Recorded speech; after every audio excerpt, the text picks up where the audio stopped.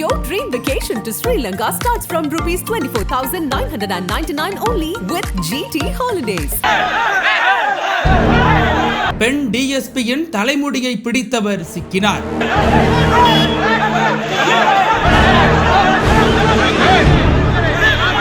மாவுக்கட்டுக்கு தயாராகும் தமிழக காக்கிகள். மிரண்டு கிடக்கும் குற்றவாளியின் குடும்பம்.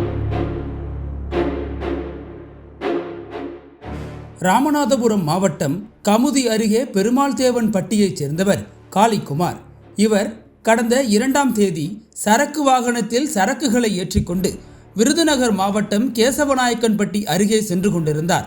அப்போது அங்கு இருசக்கர வாகனத்தில் வந்த 4 பேர் கொண்ட அடையாளம் தெரியாத கும்பல் அவரை வழிமறித்து சரமாரியாக வெட்டிவிட்டு அங்கிருந்து தப்பிச் சென்றுள்ளனர்.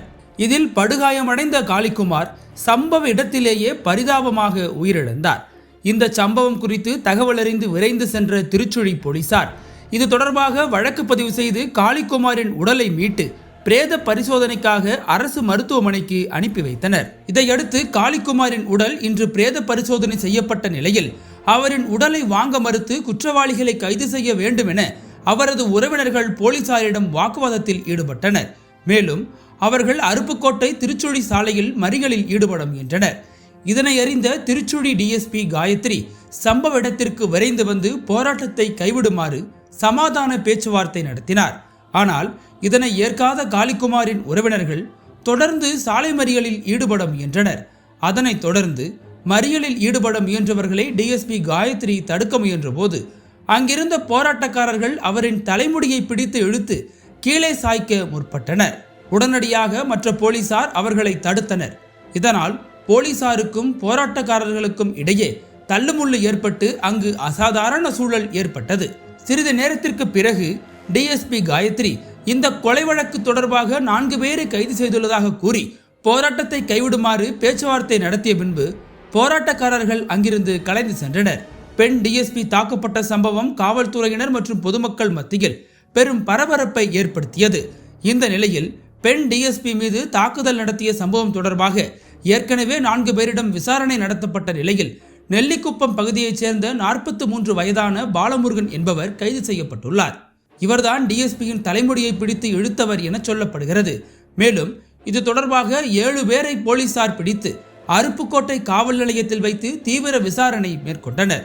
தற்போது மேலும் 3 பேரிடம் போலீசார் விசாரணை மேற்கொண்டு வருகின்றனர். தகவல் அறிந்த எஸ்பியான கண்ணன் சம்பவ இடத்துக்கு வந்து நேரடியாக விசாரணை நடத்தினார். மேலும் மினி லாரி ஓட்டுநரான காளிக்குமார் கொலை வழக்கில் காளீஸ்வரன், அருண்குமார், லட்சுமணன், பாலமுருகன் ஆகியோரையும் போலீசார் கைது செய்துள்ளனர். தலைமறைவாக உள்ள வீரசூரன், வேல்முருகன் ஆகிய இருவரையும் போலீசார் தீவிரமாக தேடி வருகின்றனர்.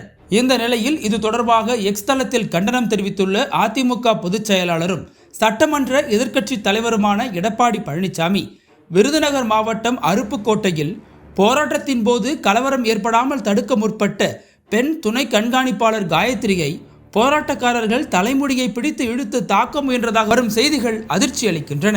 அருப்புக்கோட்டை பெண் டிஎஸ்பி காயத்ரி தாக்கப்பட்ட சம்பவத்தில் ஈடுபட்டவர்கள் மீது உரிய சட்ட நடவடிக்கை எடுப்பதுடன் இனி சீருடையில் உள்ள காவல்துறையினர் மீது தாக்குதல் நடத்தும் தைரியம் யாருக்கும் வராத அளவிற்கு தண்டனை கிடைக்கப் பெறுவதை உறுதி செய்யுமாறும் காவல்துறையினர் உட்பட தமிழ்நாட்டில் அனைவருக்குமான பாதுகாப்பான சூழலை ஏற்படுத்துமாறும் முதல்வரை வலியுறுத்துகிறேன் என எடப்பாடி பழனிசாமி தனது அறிக்கையில் குறிப்பிட்டுள்ளார். காவல்துறை பெண் அதிகாரி மீது பொதுவெளியில் கை வைத்து அவரது தலைமுடியை பிடித்து இழுத்த நபர் அடையாளம் காணப்பட்டுள்ள நிலையில் விரைவில் அவருக்கு மாவுக்கட்டு போடப்படும் என இணையவாசிகள் கருத்து பதிவிட்டு வருகின்றனர். திரைக்கடலோடி திராவிடம் வளர்த்த கதை டைரக்டர் ரைட்டர் VC குகநாதன். வெளுத்துக்கட்டும் சினிமா கொட்டகை உங்கள் நக்கீரன் இதழில். அனல் பறக்கும் செய்திகளை அப்டேட் செய்து கொள்ள நக்கீரன் களத்தை இப்பவே சப்ஸ்கிரைப் பண்ணுங்க.